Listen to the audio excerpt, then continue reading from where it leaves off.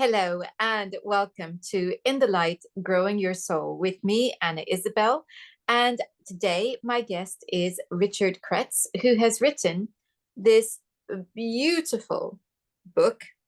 And it is The Alchemical Search for the Unified Field, which sounds like it's going to be a very scientific affair, but actually, it is incredibly beautifully mystical.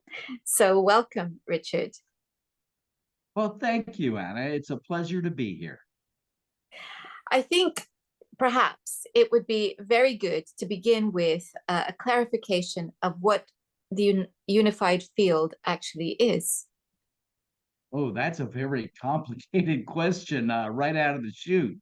Um, the unified field, I mean, it's something that Einstein discussed extensively, and he even addressed it in his letter to Alice, which we can probably touch on later on. Um, but the unified field is being able to bring together the elements of many different subjects. And my perception of that is it's not just alchemy, but we're looking at hermetics, which is a Western thought. We're looking at Vedic science from the Eastern perspective, as well as the shamanic, which is usually an indigenous perspective. And when folks think of all of those things, it's like, oh my goodness, this is overly complicated. But in reality, if you take a step back and you look at them, what each of them offer is only different on the surface. They're essentially saying the same thing, just coming at it from a different direction. So the way I look at it is if I'm entrenched in hermeticism, okay? Um, and I've progressed so far with hermetics or Western thought, and I'm hitting this ceiling and I'm not able to advance. And most of us have really gone down that road. And we get to a point where we're really, really frustrated and we don't know what to do. If we take a step back and say, okay, I've gone so far with this Western thought, maybe Eastern thought or mysticism or shamanism may offer a window of opportunity for me to solve my problem. We can't just come at it from one direction, because as I was saying summarily, is that we end up banging our head on a door and we're not finding the solution that we desire. But sometimes if we walk around the wall or find a window of opportunity, we can somehow get to where we want to be.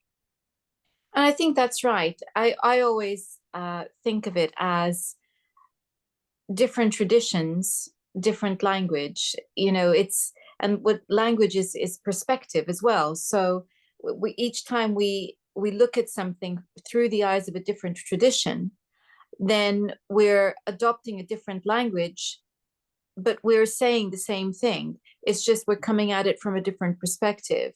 And I think I would include the modern attempt, which would be something like quantum physics, because basically we're all asking the same question, and then coming up with actually fairly similar answers, but presented in different ways because it's reflecting the prism of the filter through which our tradition is presenting the answers.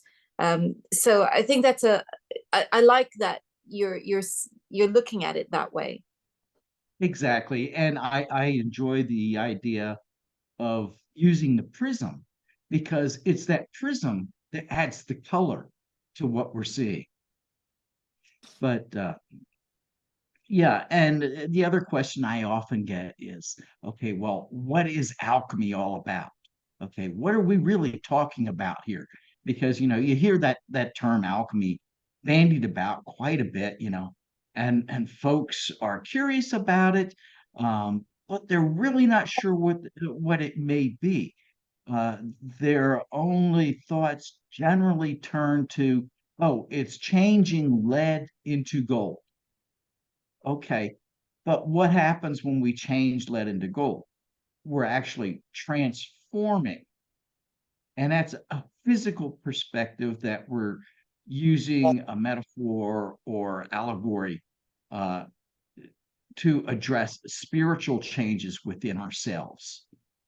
And that's really all that aspect of transformation is.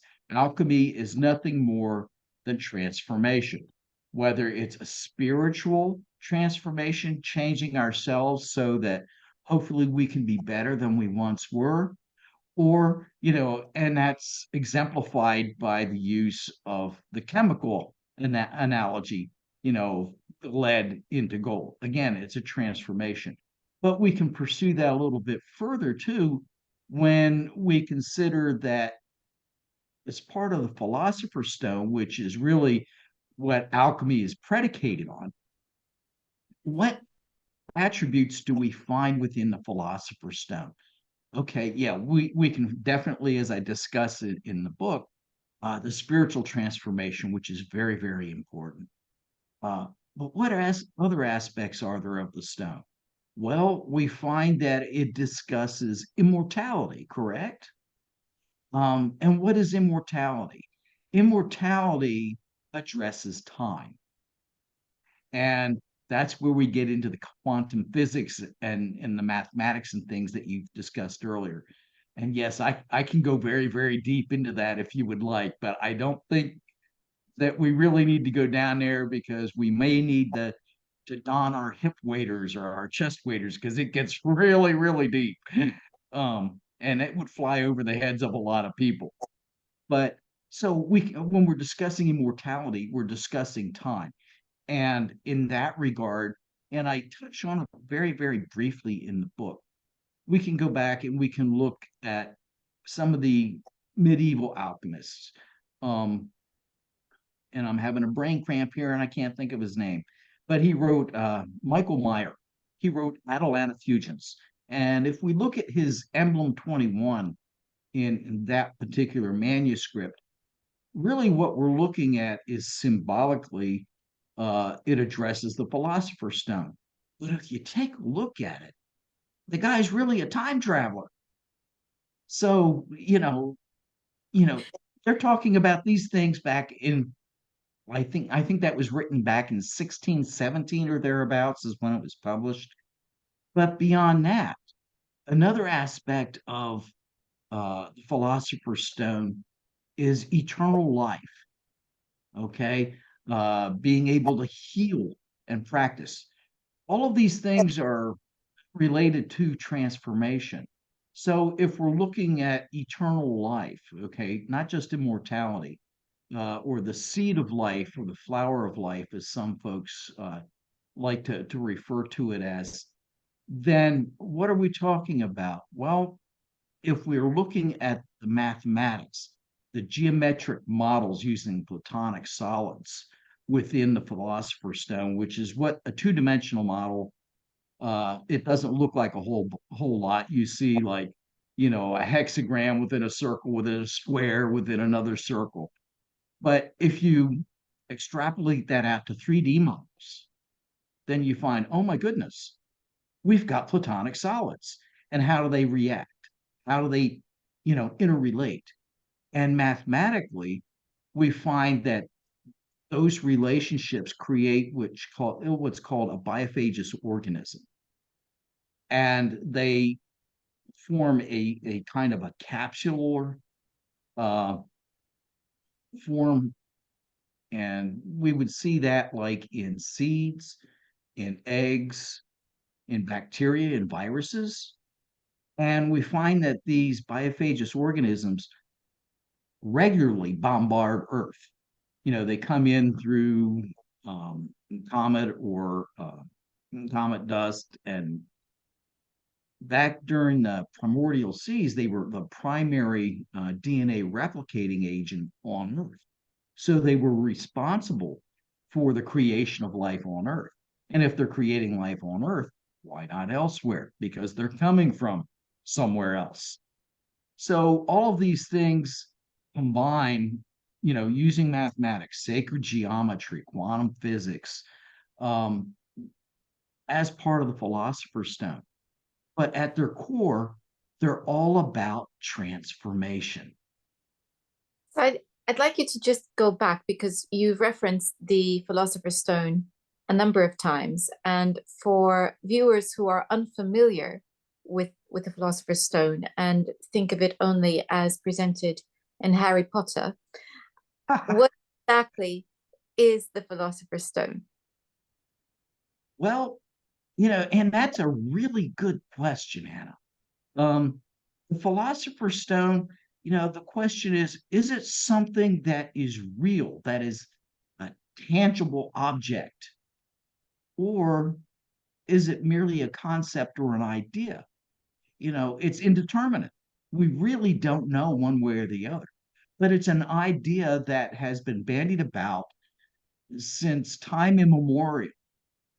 And the question I would pose in regards to the Philosopher's Stone, if it wasn't real, if it is not real, then why would some of the greatest minds throughout history risk literally everything that they had in pursuit of? So yes, I mean it is a very good question. Is it something tangible? Is it a concept? I've even come across it being presented as a very special, powerful crystal. And so take your pick, folks, because we don't know. Right? Well, crystals actually factor into part of it when you're constructing this three-dimensional model because we're getting into hermetics and crystals have vibrational project or properties, as you're well aware. And those properties can not only be used, but they can be modified, and applied. So all of these things, were, apply to what the Philosopher's Stone. And the real beauty of it is that it is a very, very something that's very, very ancient that we've always been aware of, but it's so simple. That's the real beauty of it. In this very simple two-dimensional, you know, diagram that we have of it, we have compacted or concentrated all of this knowledge. And I think that's the key here, because if it was a tangible object at some point, and most likely it would have been a crystal, if if it if it ever existed in that form. It's it's the concepts around it, and I think that's the what you've been talking about. You've been talking about the attributes of the Philosopher's Stone, which are so important.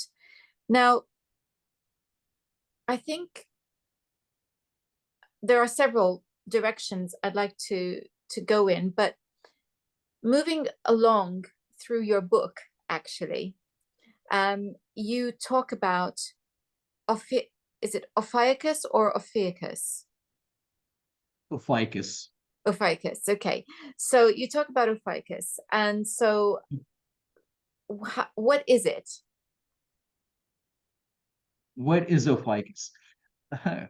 Another good question. Because I start the book out with that in the first portion of it under the bell. And for your viewers, if they haven't read the book, um, what we're talking about, the book is divided into three sections: bell, book, and candle. And they parallel the degrees within masonry, but they have other context. Whereas if you're into metaphysics, um, when someone is ringing a bell, it's a call to get your attention, to say, hey, look at this. So we ring the bell, and I begin the bell or begin the book with a discussion of Ophiuchus. And Ophiuchus is many things. We can refer to the constellations, um, the Greek mythologies, and that sort of thing. So it provides a historical basis. The second part of the book is simply called the book. And in that section, really what we're doing is we're climbing the mountain of knowledge. We're reading not just one book, we're reading many, many books. We're establishing a knowledge base, so we're on our quest, hopefully not as Don Quixote, but we're questing for knowledge. The third section, in that second section during the book, I discuss the operative mechanics of the Philosopher's Stone and discuss really what it is, and how can we apply it. So the thought there is that if we can understand how this, wonderful philosophy about the Philosopher's Stone actually works, the mechanics of it, then that will enable us to have a better conversation with our inner selves or with God. Um, and hopefully, as part of that, as we continue to meditate or prayer, which I discuss how to meditate briefly, which meditation, for those of you who are not familiar with it, is basically it's another way of saying prayer. So if we're able to meditate, if we're able to pray, hopefully, getting in touch with ourselves, that we're able to have a better conversation with the Almighty, whomever you may choose him to be. And the third portion is where we're looking at the spiritual aspects of the transformation through contemporary Native American, um, through nature-based life lessons. And really, what that does is it brings it all together because we're looking at the education in the first two portions, and then we're looking at the training and the actual application of those lessons in the third part. So that's Bell, Book, and Candle. But it has an interesting um, earlier history to that. Now, for those of you that prescribe to Catholicism, the church used Bell, Book, and Candle for those that it was excommunicating many years ago, usually for heresy. Those who dare to think outside of the dogma of the institution. So they would, ring the bell to get the attention. They would close the book on you. In other words, they would close the Bible and then they would extinguish the candle. In other words, we're done with you. You're out of here. But on the opposite side of that coin, bell, book, and candle has been used again since time immemorial among, well, I don't want to call them pagans, but the old religions. Again, you would ring the bell to call attention. You would open the book. In other words, to begin whatever it is that you choose to do, whether it's a ritual or a reading or whatever. And then you would light the candle, which means that you're going to provide illumination or hopefully acquire illumination by having your attention centered on the acquisition of knowledge provided in the book.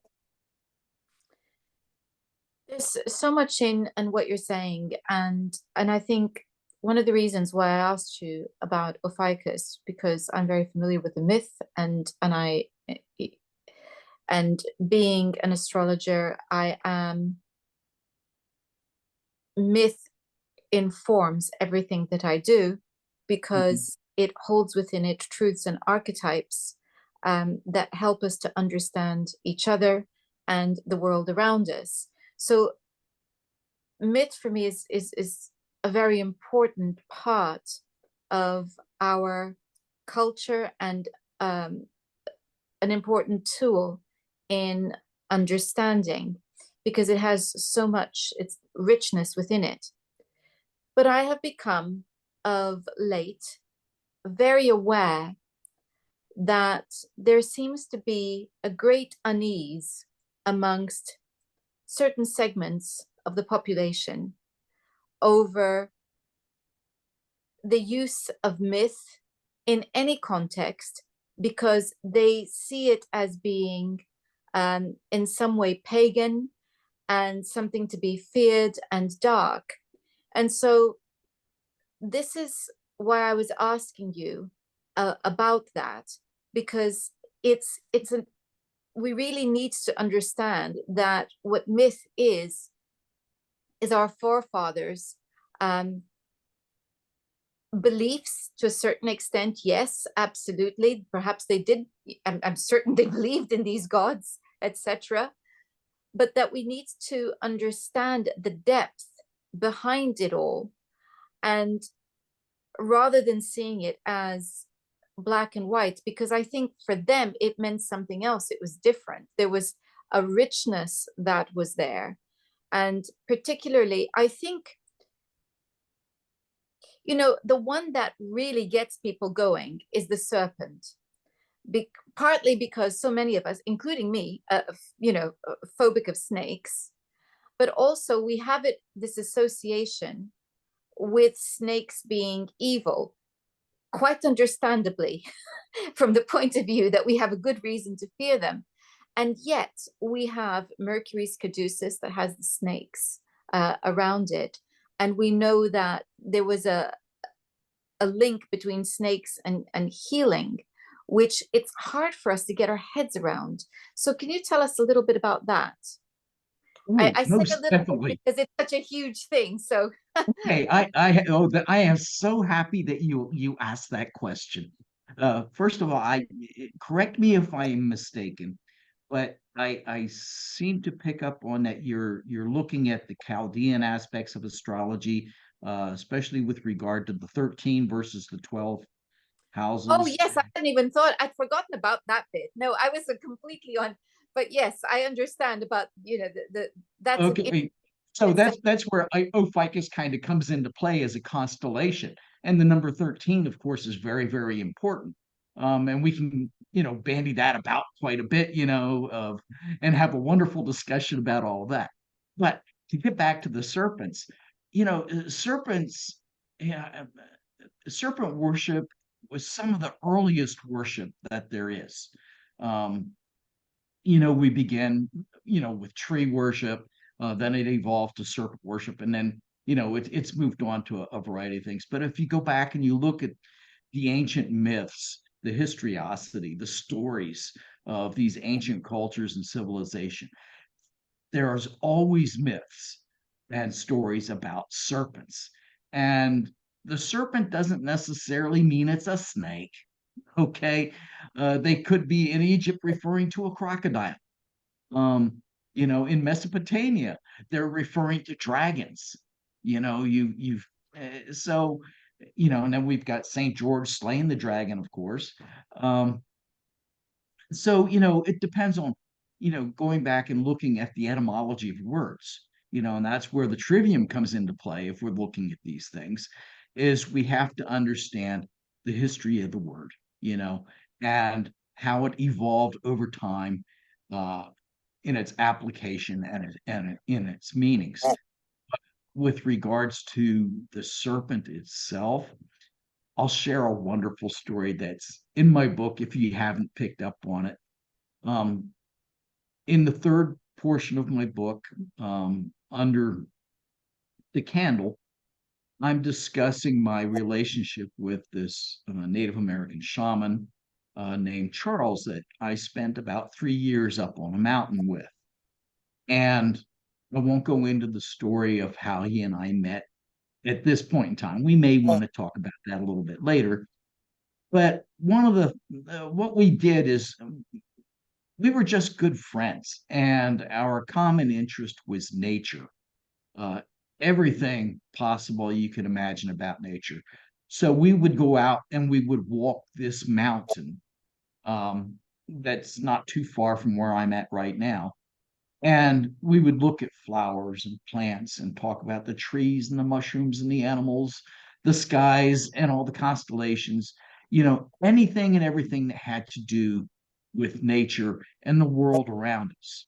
Well, one afternoon, we're taking our walk, and this mountain, it's fairly high, and it's limestone and sandstone because it's in that area where the tectonic plates got thrown up during the Appalachian orogeny. What was that? About 325 million years ago. So what had been a shallow sea ends up getting pushed up during the collision of some tectonic plates to become mountains. Um, so it's very rugged, it's very steep, and it has narrow gorges on it. So as we're walking through this mountain, there's rocks everywhere and underbrush. And we're just walking along, and Charles takes his walking stick and he points to this rock and he says, Richard, there's a snake under that rock, and I want you to lift it up and see if he is home because I'd like to talk to him. Here we are out in the middle of nowhere, a gazillion rocks, and he's telling me there's a snake under that rock that he wants to talk to. Yeah, right. So we lift the rock up, and lo and behold, there is a snake under it. It was a little timber rattler, by the way. And like there's nothing to it, he just reaches down and he picks it up. It wraps around his arm and he's looking at it. He says something to it that I don't understand. And then he sticks it in my face and he says, Is it a boy or a girl? I don't know. I don't care. Get it out of my picture. And then he's looking at it, and it's how snakes do. It sticks its tongue out. And he says, Well, look at that. He's got a forked tongue. He's got two tongues. And he said, Maybe that's why the snake's confused. He doesn't know if he's a boy or a girl. He doesn't know right from wrong, the truth from a lie.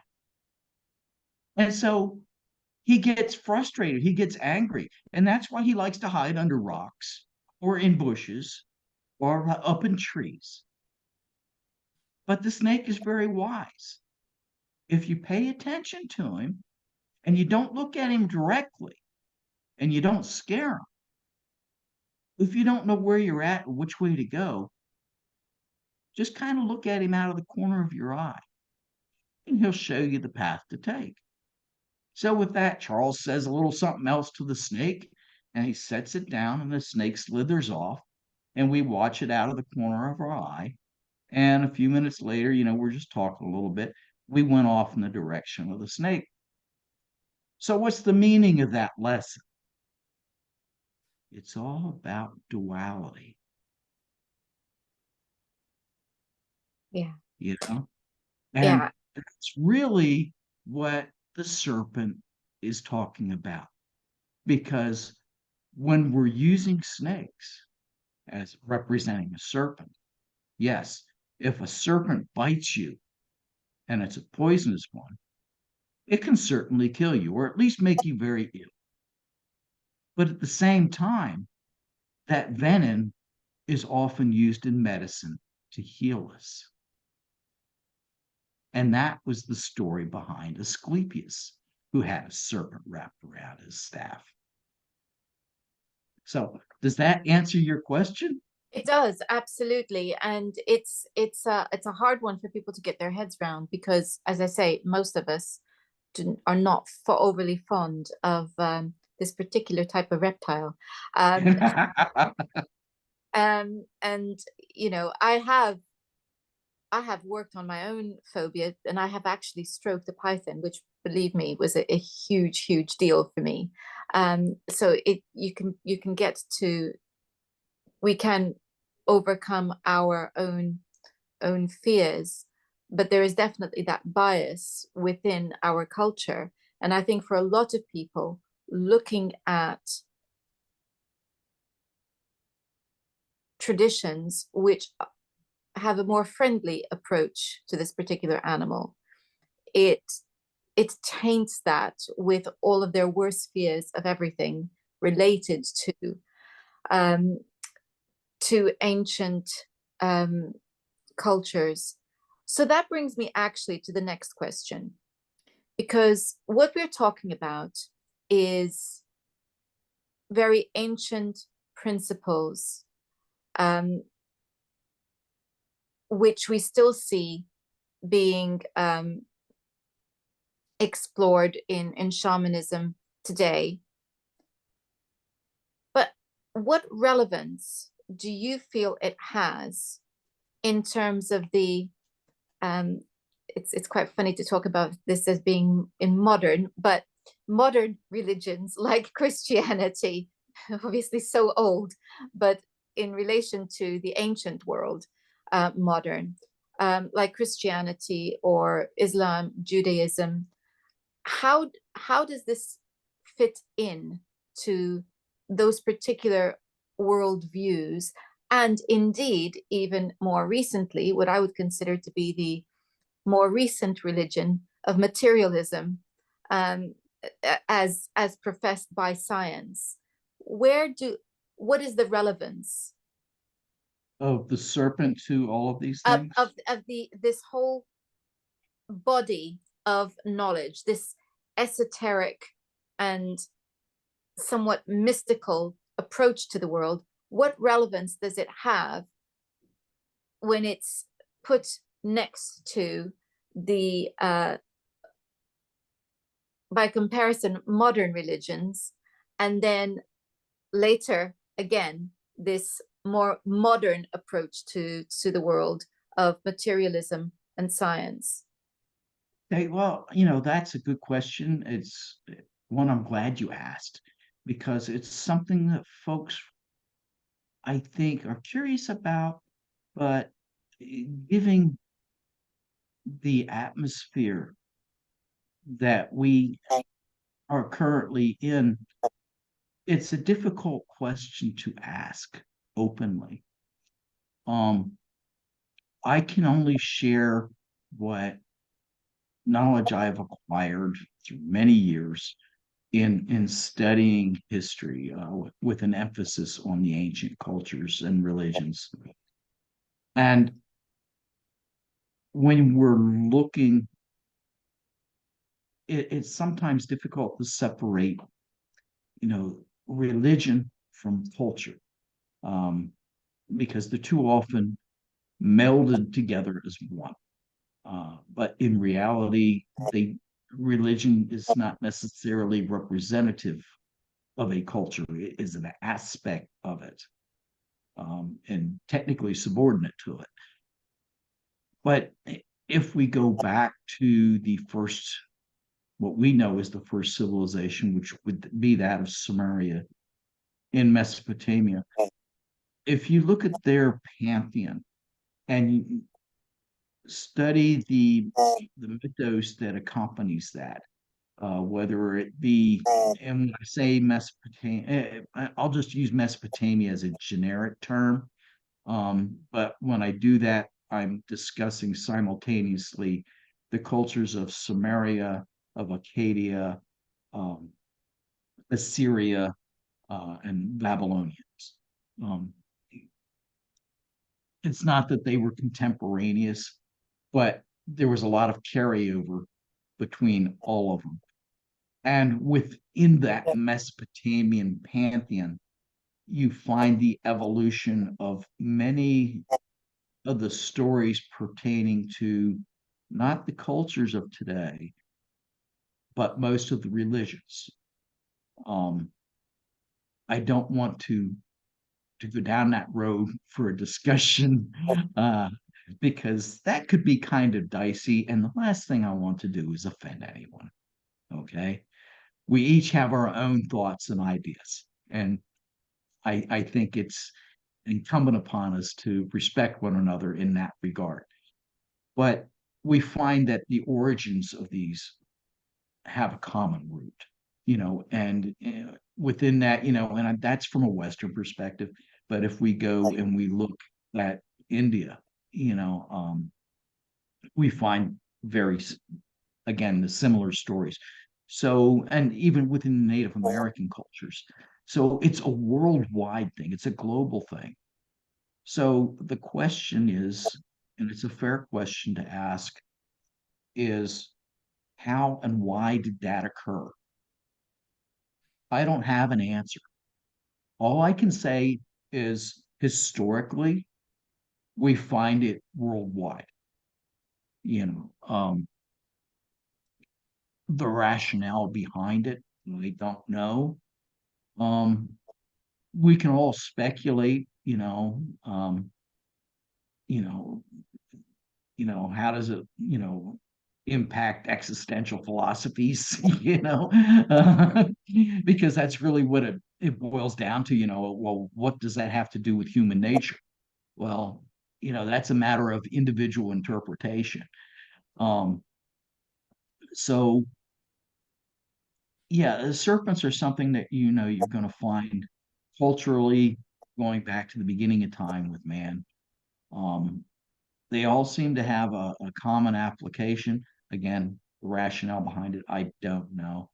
But when we're looking at the evolution, you see that many of these stories that are coming from the ancient cultures are very comparable, not just with regard to the serpents, okay?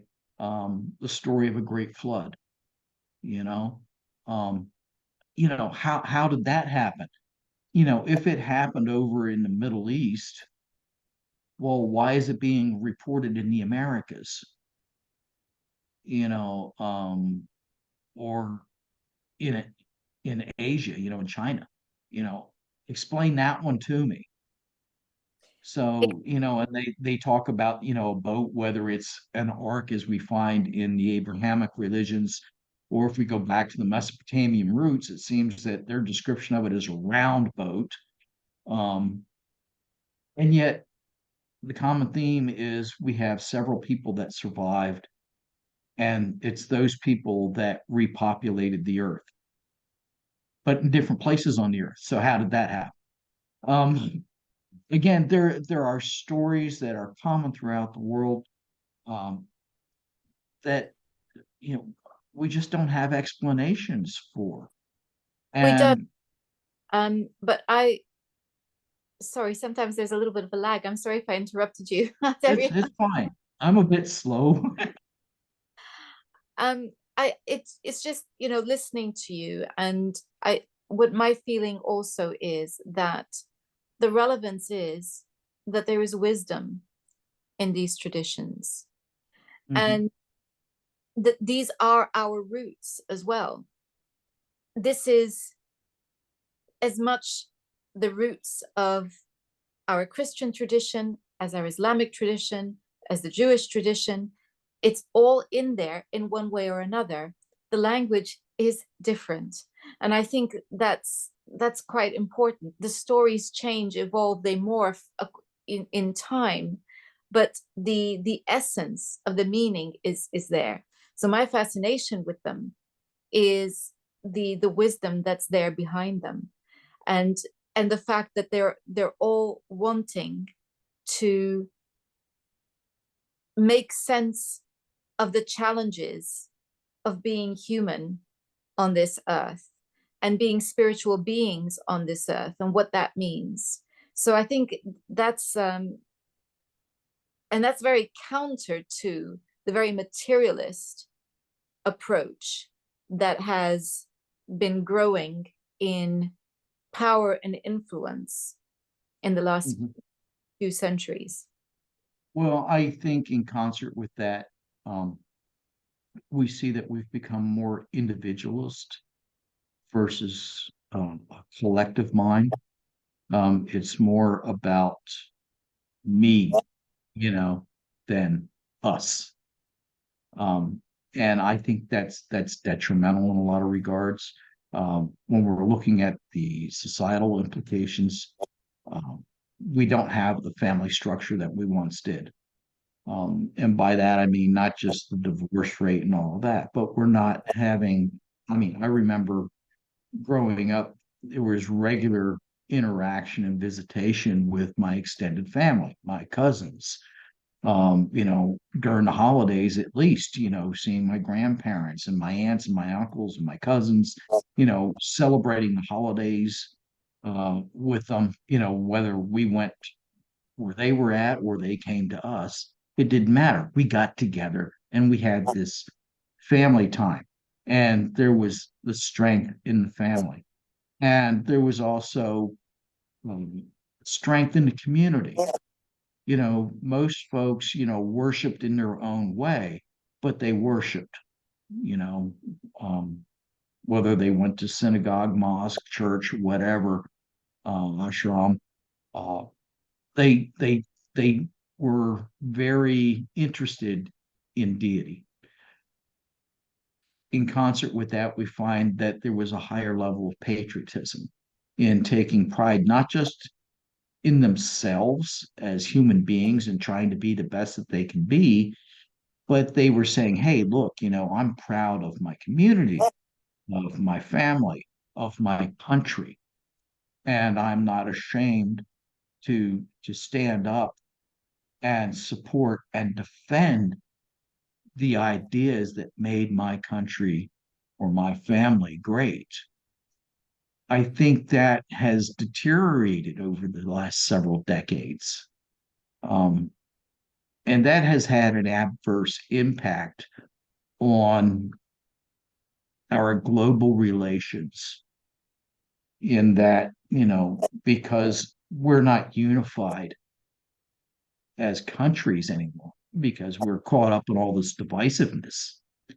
How can, if we're divisive amongst ourselves for whatever reason or in whatever way, how can we be unified in our dealings with other countries, other societies, and cultures that are different and may even be opposed or in opposition to our own?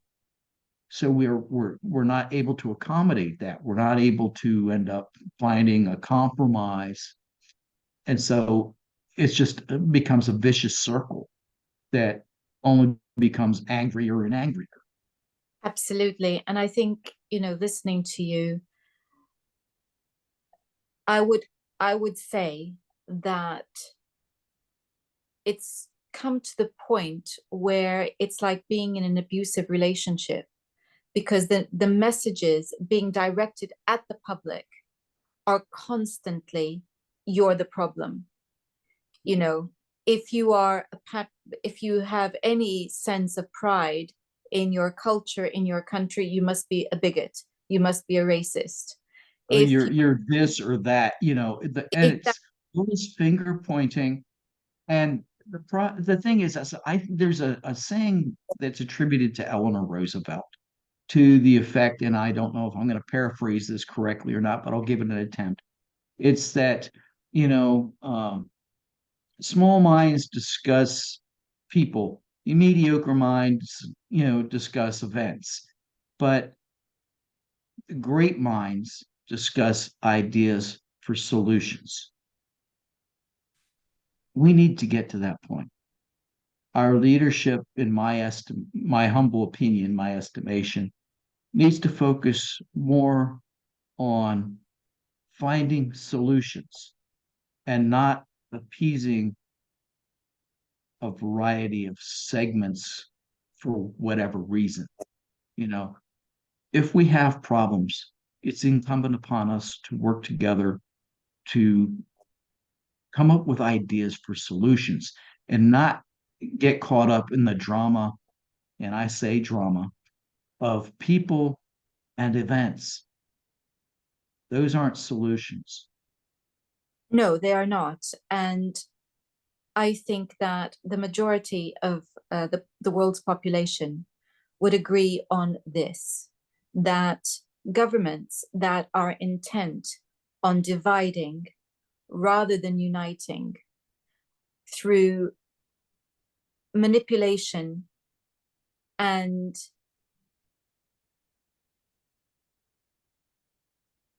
actually attacking their population through insulting them are actually behaving in an abusive way.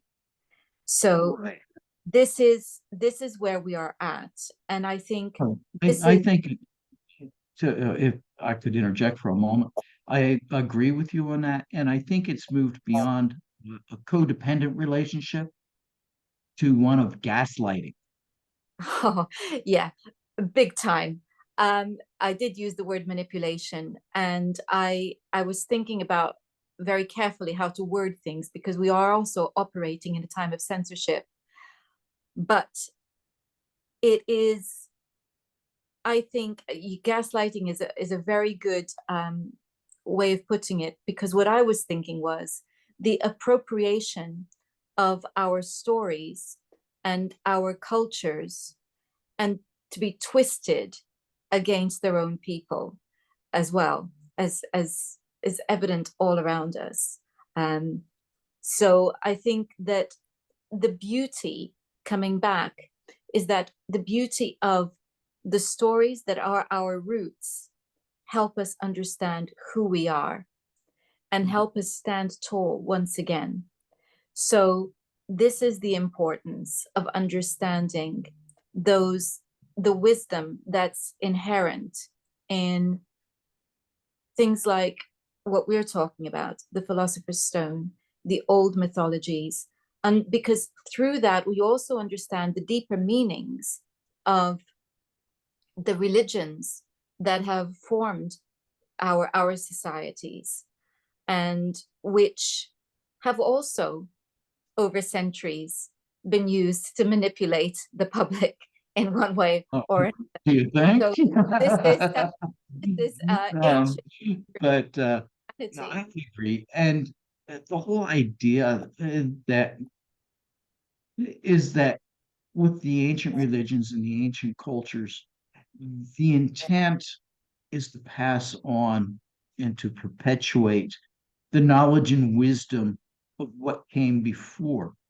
And it's not just about moral stories, it's much more than that. It's how do we go about addressing situations? You know, what ideas did they have or did they employ to fix a problem that they had? You know, and that's what history is supposed to be about. It's not about, being written by the victor and suppression of, the vanquished. It's, oh, we used these techniques, these ideas in order to succeed and to perpetuate. So that's what we're looking at, with regard to knowledge of all kinds, not just that of religion. So that would include stories, in the Bible that involve, history because it discusses history. And I'll bet you didn't know that even the Bible discusses alchemy. Now that doesn't entirely surprise me. In the New Testament, no less. In the New Testament, I think also just another point, kind of almost to end on, is that these stories at their heart also remind us that we are spirit, that we have a link with the divine, and that the world that we live in is also very sacred in its nature.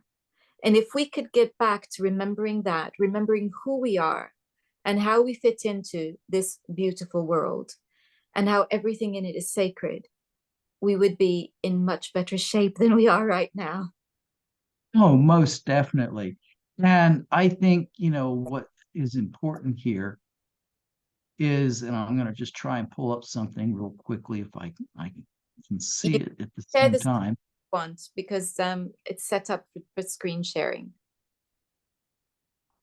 Okay. Well, it's another internet site, but really what it is a letter that I touched on earlier that has been very influential for me, from Albert Einstein to his daughter Alice.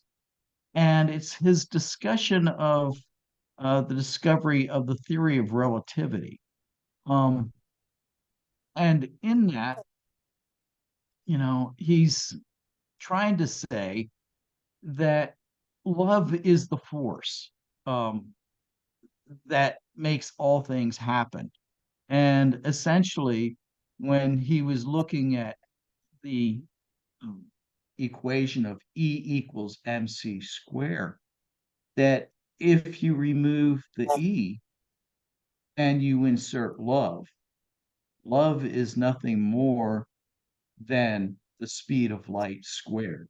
It is, the universal force. And I think that's important for us to keep in mind. I mean, we could go back and we could also say, if are you familiar with the 1 inch theory? The TL equals MC squared. Oh, now hang on, that's ringing a bell, but I think you're gonna have to remind me. Okay, TL equals MC squared. That's called the 1 inch theory. And really what it means is the length of the thread, because we're talking like basically string theory here, but not string theory. It's a different kind of strings. So we're saying TL equals MC squared. In other words, we're talking about vibrational length. For example, if you take a guitar string and you pluck it, the resonance of that string is the same throughout its entire life. Okay. That's basically what it boils down to. But to take that a step further, really what we're looking at is on energy, E, on either side of that equation. So if TL equals MC squared and E equals MC squared, then E equals TL equals MC squared equals the first cause. I like it. A bit Yeah, labyrinth, but definitely I like it. Thank yeah, you. that's hip waiter material there. Oh, thank you very much, Richard, for your time today. Oh, it's been most enjoyable, Anna. It's been a real pleasure and a privilege uh, to have this chat with you. I hope that your audience has enjoyed it and perhaps learned something. I have a website if you're interested, That was my next uh, question. and you can find me at stonedtemplar.com. That's stonedtemplar.com. I don't have much out there right now because I'm in the midst of writing a considerable amount of material, which is not posted yet. You'll find a few more things on my Facebook author page, and that is R.E. Kretz on Facebook. I will put a link to that in all of it in the description box along with your book. Richard, thank you once again for your time today. Well, thank you. You've been so kind. And thank you all for watching. Next time, we're kind of in the same waters. We're looking at Hermeticism. Until then, goodbye.